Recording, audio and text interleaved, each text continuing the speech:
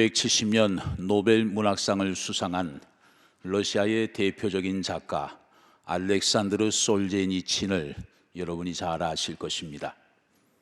그의 작품 가운데 1963년도에 발표한 이반 데니소비치의 하루라는 단편 소설이 있습니다. 이 소설은 스탈린 시대 강제 노동 수용소에서 한 죄수가 겪는 틀에 박힌 일상생활을 소개하고 있습니다. 주인공으로 나오는 이반이라는 사람은 새벽 5시에 기상을 해서 밤에 취침할 때까지의 하루를 시시콜콜 묘사합니다.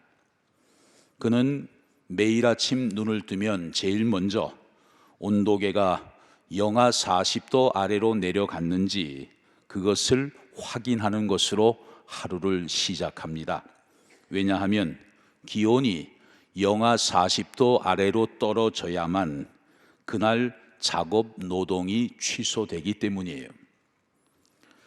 사실 이 책에 나오는 수용소는 작가 솔제니친이 실제로 8년 동안 복역했던 곳입니다. 그래서 이 소설은 당시 소련의 수용소의 실체와 또 강제 노동 수용소가 어떻게 운용되고 있는지 현실을 폭로한 소설로 참 유명합니다. 이 소설의 마지막 문장은 이렇게 마무리됩니다. 이반은 그의 형기가 시작되어 끝나는 날까지 무려 10년을 날수로 계산하면 3653일을 매일 그렇게 살았다. 추운 강제노동 수용소에서 무려 10년의 기간을 고통 속에 견디었을 한 인간을 생각할 때에 마음이 아리오옴을 느낍니다. 여러분, 이 세상에는 많은 이야기들이 존재합니다.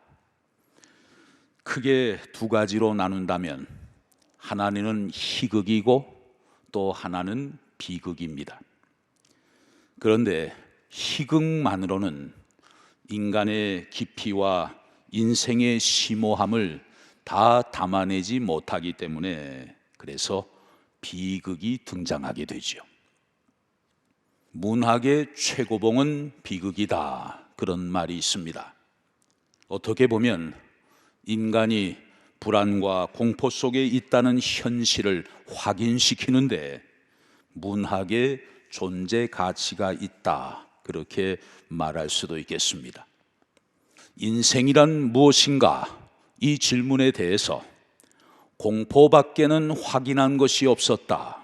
이것이 문학의 답변이기도 합니다.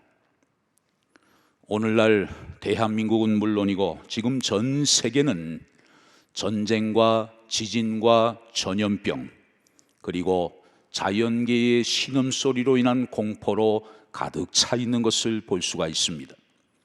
오늘의 위기 상황을 보면서 인생은 정말 두려움과 공포 속에 있는 존재라는 사실을 다시 한번 확인하게 되는 것입니다. 오늘 본문의 배경이 되는 고린도는 당시 상업으로 번창한 매우 부유한 도시였습니다. 이 도시에서 사도 바울이 복음을 전했는데 그 복음을 듣고 많은 사람들이 예수를 믿게 되었습니다. 그런데 복음을 받아들인 대부분의 사람들은 너무나 힘없는 가난한 서민들이었어요. 그들은 예수를 믿는다는 사실 때문에 가정에서 쫓겨나기도 했고 또 생업에서 버림받은 사람들도 있었습니다. 이런 고린도 교회 성도들을 향해서 바울은 오늘 본문 3절에 찬송하리로다라는 말씀으로 편지를 시작하고 있습니다. 우리 주 예수 그리스도의 하나님을 찬송합시다. 자비의 아버지 위로의 하나님을 찬송합시다. 이렇게 바울이 글을 시작합니다. 본문 8절에 보면 바울은 자기도 환난을 많이 당했는데 어떤 때는 힘에 겹도록 심한 고난을 당해서 살 소망까지 끊어진 적도 있었다고 고백을 합니다.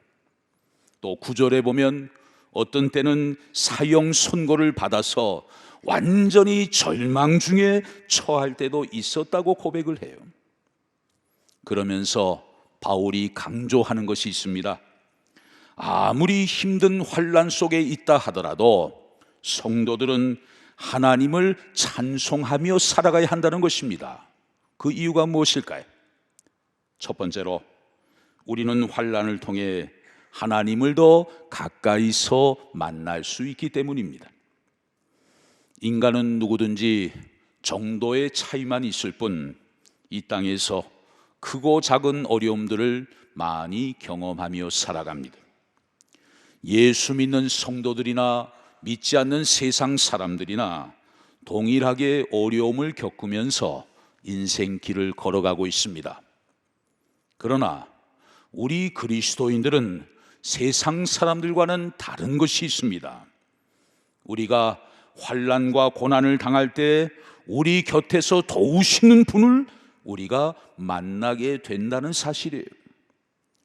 성도들은 힘 있는 하나님의 손길, 따스한 성령님의 손길을 인격적으로 만나게 된다는 것입니다.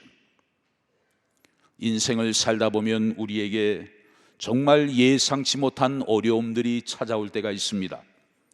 도대체 그 이유가 무엇인지 때로 우리에게는 숨겨진 비밀로 남기도 합니다. 왜 우리에게 이런 고난과 역경을 하나님이 허락하시는 것인지 쉽게 납득이 되지 않을 때가 너무나 많이 있는 것이죠. 그럼에도 불구하고 한 가지 분명한 사실이 있습니다. 그것은 고난 가운데 있는 우리를 하나님은 결코 내버려 두시지 않는다는 사실이에요. 또 우리 그리스도인들은 절대로 고난 때문에 망하지 않는다는 사실이에요. 고난 가운데서도 우리는 얼마든지 더 큰 하나님의 은혜를 체험할 수 있고 결과적으로 전화위복의 기회를 경험할 수 있다는 사실이에요. 여러분, 힘든 인생길을 걷다 보면 생각지도 못한 불같은 시험 속에 우리가 던져질 때가 있습니다. 감당하기 힘든 물 같은 고난의 행진을 우리가 계속할 때도 있습니다. 왜 하나님은 나를 환난의 풀무불 속으로 집어 던져 넣으시는지, 왜 하나님은 나를 고난의 물 한가운데로 집어 넣으시는 것인지 그 이유를 이해할 수 없을 때가 많이 있는 거예요. 그런데 분명한 사실 한 가지를 성경은 이렇게 말씀해 줍니다.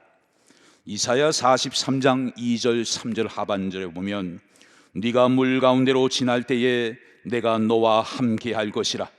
강을 건널 때에 물이 너를 침몰하지 못할 것이며 네가 불 가운데로 지날 때에 타지도 아니할 것이요 불꽃이 너를 사르지도 못하리니 대저 나는 여호와 네 하나님이요 이스라엘의 거룩한 이요 네 구원자임이라. 분명한 사실은 무엇입니까? 내가 물 가운데로 지날 때가 있다는 거예요. 내가 불 가운데로 지날 때도 있다는 거예요. 그러나 불같은 시험 가운데서도 전능하신 하나님이 나와 함께 하셔서 그 불이 나를 태우지 못한다는 사실입니다. 물 같은 시험 속에서도 물이 나를 침몰하지 못하도록 하나님이 나를 보호해 주신다는 사실이에요. 또 나 혼자 고난 당하도록 내버려 두지 아니하시고 전능하신 하나님이 내 고난의 현장에 임재하셔서 나를 도와주시고 내 삶을 붙잡아 주신다는 사실이에요. 그래서 하나님은 이렇게 말씀하십니다. 이사야 41장 10절에 보면 두려워하지 말라 내가 너와 함께 함이라. 놀라지 말라 나는 네 하나님이 됨이라. 내가 너를 굳세게 하리라. 참으로 너를 도와주리라. 참으로 나의 의로운 오른손으로 너를 붙들리라. 우리를 굳세게 하시고 우리를 도와주시고 우리를 붙들어 주시는 하나님의 은혜가 이 시간 여러분 모두에게 충만히 임하게 되시기를 주의 이름으로 축복합니다.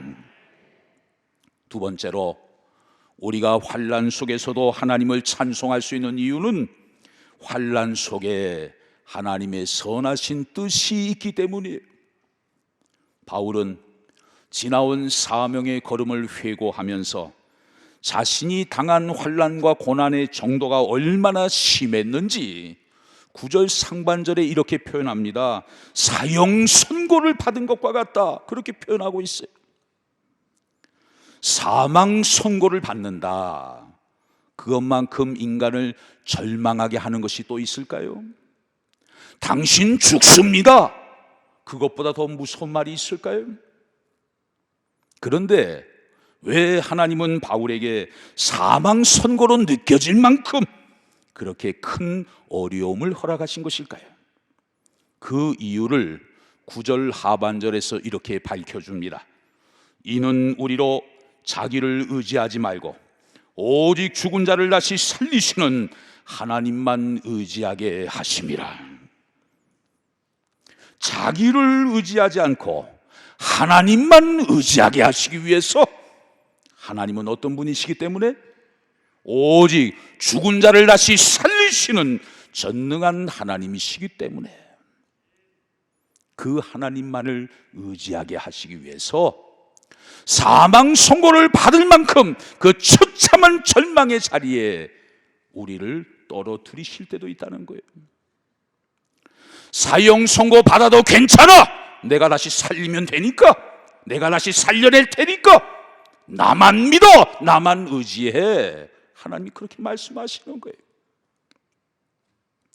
하나님이 우리에게 인생의 환난과 고난을 허락하시는 이유가 바로 여기에 있습니다.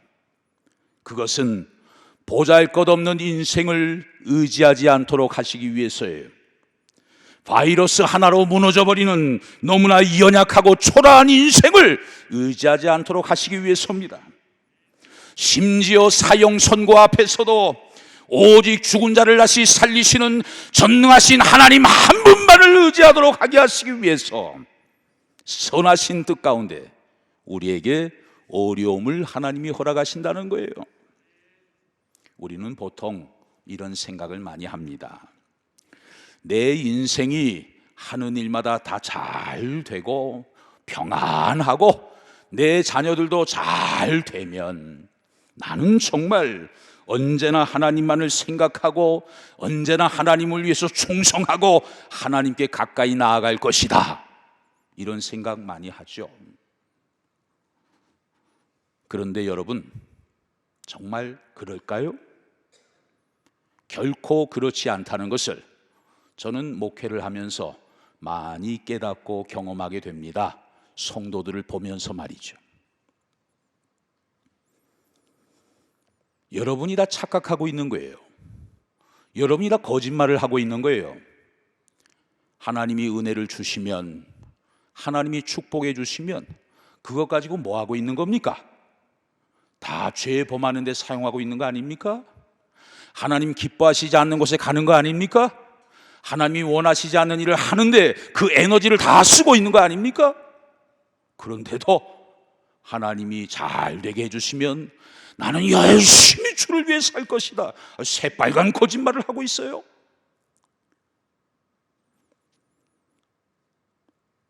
우리가 하는 일이 잘 되고 만사 형통하게 되면 서서히 내 속에 있는 죄성이 발동하기 시작합니다. 이거 봐라, 내가 얼마나 대단한 사람인지 알아? 은근히 자기를 과시하기 시작합니다. 아무것도 아닌데 자신의 허영을 부풀리기 시작합니다. 그래서 사명에서 관심이 다 사라져버리고 이제는 어떻게 하면 인생을 좀 더 즐길 수 있을까, 거기에 관심이 꽂혀지기 시작하는 거예요. 결국 인간은 자기 우상화의 미혹에 빠져들고 마는 것입니다. 인간은 환난을 경험하면서 비로소 자신의 실체를 분명히 인식하게 됩니다. 또 질병을 통해서 자신이 얼마나 연약한 존재인지를 깊이 깨닫게 돼요. 또 실패를 통해서 자신이 얼마나 무능하고 어리석은 존재인지를 새롭게 발견하게 됩니다.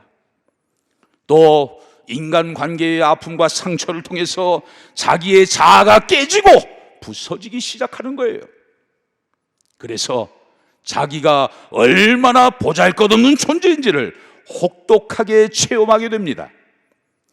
그 힘겨운 삶의 시련, 삶의 역경을 통해서 별것 아닌 자신의 실체를 분명히 발견하게 돼요. 그런 과정을 통해 전능하신 주님을 내 인생의 주인으로 인격적으로 영접하면서 비로소 진정한 그리스도인으로 거듭나게 되는 것입니다. 하나님은 오늘 본문을 통해 힘든 삶의 자리에서도 믿음의 끈을 놓지 않는 우리들에게 중요한 약속을 한 가지 해 주십니다. 그 약속이 무엇인지 본문 10절을 보십시다. 우리 10절 말씀 같이 한번 읽어보겠습니다. 시작. 그가 이같이 큰 사망에서 우리를 건지셨고 또 건지실 것이며 이후에도 건지시기를 그에게 바라노라. 아멘. 우리가 이 땅에서 경험할 수 있는 가장 큰 두려움은 무엇일까요? 그것은 바로 사망입니다. 전쟁이나 전염병이나 천재지변을 우리가 왜 두려워합니까? 죽음 때문에 그래요. 죽음. 이 죽음의 공포가 사람들의 마음을 불안하고 두렵게 만드는 것이죠. 그런데 지금 하나님께서 바울을 통해 무슨 약속을 해주시는 것일까요? 지난날 큰 사망의 자리에서 우리를 건져주신 하나님이 오늘날 큰 인생의 위기 속에서도 우리를 건져주실 것이고 앞으로도 모든 사망의 위험에서 반드시 우리를 건져주실 것임을 분명히 약속해 주신 것입니다. 여러분, 우리는 내 삶의 힘든 형편을 보면 사람이기 때문에 절망할 수밖에 없어요. 높이 솟구치는 인생의 파도를 볼 때마다 두려워할 수밖에 없습니다. 갑작스러운 질병의 장애물을 만나게 되면 마음이 두렵고 불안해질 수밖에 없어요. 어쩔 수 없어요. 그러나 선하신 뜻 가운데 지난날에도 우리를 건지셨고 오늘도 건지실 것이고 앞으로도 모든 인생의 위기 속에서 능히 건져내실 하나님을 우리가 날마다 의지하며 바라볼 수 있다면 그 어떤 환난과 고난 가운데서도 반드시 우리는 어려움을 이겨내고 마침내 구원의 하나님을 찬송하게 될 줄로 믿습니다. 1946년 노벨 문학상을 수상한 헤르만 헤세의 시 가운데 봄의 목소리, 이 시의 한 구절을 여러분에게 소개합니다. 어느 소년 소녀들이나 알고 있다. 봄이 말하는 것을 살아라, 뻗어라, 피어라, 바라라, 사랑하라, 기뻐하라, 새싹을 움트게 하라, 몸을 던져 삶을 두려워 말라. 여러분, 인생은 참 고단한 길입니다. 혼자서 걸어가야 하는 참으로 외로운 길입니다. 그러나 우리를 혼자 두지 않으시려고 그 먼 거리를 달려오신 분이 있습니다. 우리를 위해 자신의 전부를 던져주신 분이 있습니다. 그리고 내가 너를 사랑한다고 내 생명 십자가에 내어놓기까지 너를 사랑한다고 그렇게 사랑의 고백을 하시는 분이 있어요.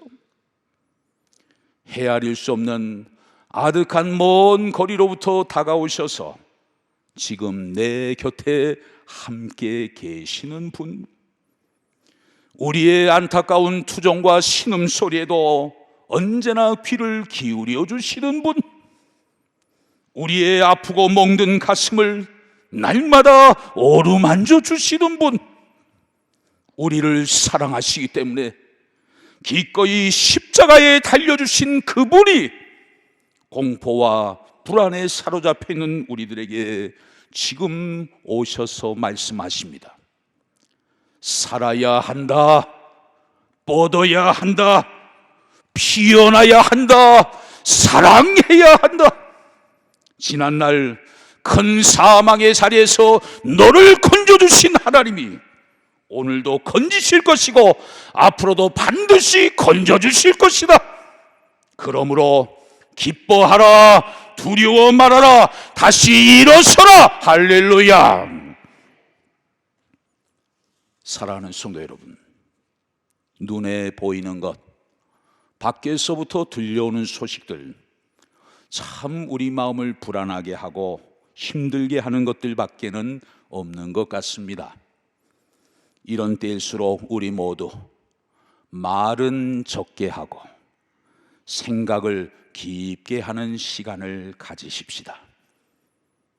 원망과 불평의 말을 다 피하고 감사하는 마음으로 하나님을 깊이 묵상하는 시간을 가지십시다. 이제 우리 시대는 여러분이 인정하든 인정하지 않든 사람의 지혜, 인간의 능력으로는 도저히 감당할 수 없는 시대입니다. 지금은 겸손히 하나님 앞에 무릎을 꿇을 때입니다. 잠잠히 하나님만 바라보면서 우리의 연약함을 고백할 때입니다. 그동안 탐욕과 무절제했던 우리의 모든 죄악된 삶을 정직한 마음으로 참회하면서 진실한 마음으로 하나님 앞에 엎드려 기도할 때입니다. 환난을 통해 나에게 더 가까이 찾아오시는 하나님, 선하신 뜻 가운데 고난을 허락하시는 하나님을 바라보면서 더 깊이 묵상하고 더 깊이 기도하고 더 깊이 하나님을 예배하는 가운데 살아계신 하나님을 더 가까이서 만나고 고난을 통해 더 성숙한 인생으로 영그러져가는 참으로 복된 저와 여러분들 다 되실 수 있기를 주의 이름으로 축원합니다.